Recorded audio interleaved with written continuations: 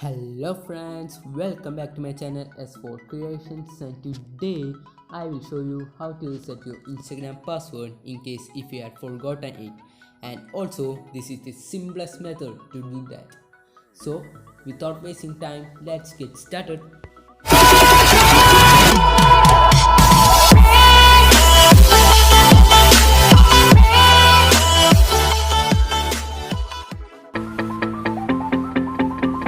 If you haven't subscribed to my channel, then please do hit that subscribe button and press the bell icon for instant notifications.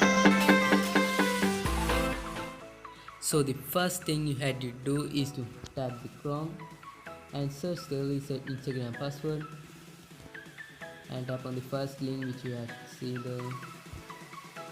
Let it come and give your Gmail ID and tap on the send login link, and they will send a message to our Gmail, so you want to check that by going on the Gmail app. Let it come and tap on the reset password which you had see there, and it goes to Chrome and type your new password there, and also give the password confirmation and reset password. And after clicking the reset password, and your password will be reset, and Instagram will send you a message. So this is a simple method to change the Instagram password. So if you had forgot your password, this will be a helpful.